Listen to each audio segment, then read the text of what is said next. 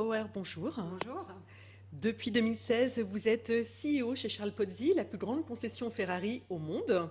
Vous avez un profil totalement atypique puisque vous ne venez pas du milieu professionnel de l'automobile. Oui, pas vraiment du milieu automobile puisque je suis médecin et que après médecine, donc j'ai fait une école de commerce et j'ai consacré l'essentiel de ma carrière professionnelle à la gestion de cliniques et d'hôpitaux.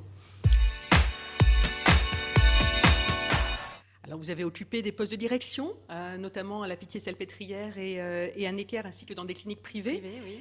Est-ce que votre formation de médecin et votre expérience managériale dans le secteur médical sont un atout à la tête de Charles Pozzi? J'explique souvent qu'il y a beaucoup de similitudes entre une clinique ou un hôpital, notamment dans les blocs opératoires, et l'atelier d'une concession automobile comme Ferrari. C'est un gros atelier qui se trouve d'ailleurs derrière nous, avec 23 ponts, et qui traite des voitures très précieuses, que les Ferrari sont un peu comme des bijoux, des œuvres d'art.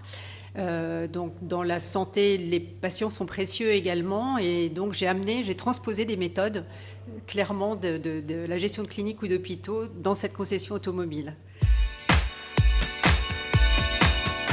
Oui, il m'arrive d'ailleurs de leur faire encore des ordonnances. Donc on est aussi attentif à notre personnel et au bien-être de notre personnel. Le management, pour moi aussi, est quelque chose de vraiment fondamental dans une entreprise. Autant dans les cliniques que dans les hôpitaux, le facteur humain est capital. Donc j'ai naturellement amené ça ici avec moi. Un personnel en bonne santé, c'est aussi une entreprise en bonne santé? Oui, bien sûr, il faut que les gens soient bien moralement, physiquement, et je pense que franchement, c'est le cas ici.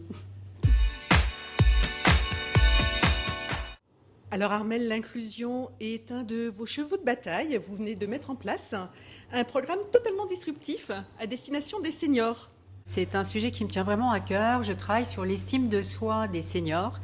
Et pour moi, l'estime de soi passe par la possibilité pour un senior, quand il atteint la tranche d'âge 75-85 ans, c'est cette tranche-là que j'ai ciblée. Ah oui, c'est vraiment senior. Oui, c'est vraiment senior, justement. Je ne veux pas faire plus bas pour l'instant. Donc c'est la possibilité pour un senior de rentrer dans une entreprise privée encore, s'il en a envie, bien évidemment. Aujourd'hui, c'est très compliqué. Vous ne pouvez pas aller comme ça chercher un job à 75 ou 80 ans. Ça paraîtrait même ridicule. Et on a un gros projet qui a réfléchi là-dessus toute l'année 2023. Et là, je teste depuis 2 mois, c'est le 2e mois, un senior de 80 ans, donc, qui s'appelle Charles. Et je vous assure que j'en ai pas fait exprès. C'est incroyable, chez Charles Pozzi. Et donc nous commençons à l'intégrer petit à petit dans la société. Il était dans les process qualité autrefois, donc c'est plutôt facile. Et je suis en train de regarder ses réactions et de m'adapter en fait pour l'intégrer au mieux, puisque j'ai le projet de dupliquer dans plusieurs mois à la lumière de cette expérimentation, cette initiative. Alors quand je suis arrivée des hôpitaux, j'ai quand même amené quelques collaboratrices ici pour me sentir moins seule. Il y a des femmes essentiellement quand même dans les postes administratifs, marketing. Nous n'avons pas de mécanicienne femme, mais parce qu'ils s'en présentent très peu, voire pas. Les commerciaux, c'est assez masculin, mais là on envisage de prendre une femme justement prochainement. Donc on est vigilant, et moi la première, je suis vigilante à bien évidemment intégrer des femmes dans cette société. Qu'il n'y a aucun a priori contre, que c'est pas un milieu macho comme on pourrait peut-être l'imaginer. Les femmes qui sont ici sont totalement intégrées, donc je veux dire, il faut oser, il n'y a aucun problème. Il faut s'imposer aussi. Je pense que c'est important de militer pour ces questions-là, parce que si je regarde moi au sein de chez Ferrari et dans les concessions automobiles, bon, il y a peu de femmes qui dirigent. Donc je pense que c'est un sujet qu'il faut continuer à travailler, l'inclusion des femmes, ça va de mieux en mieux.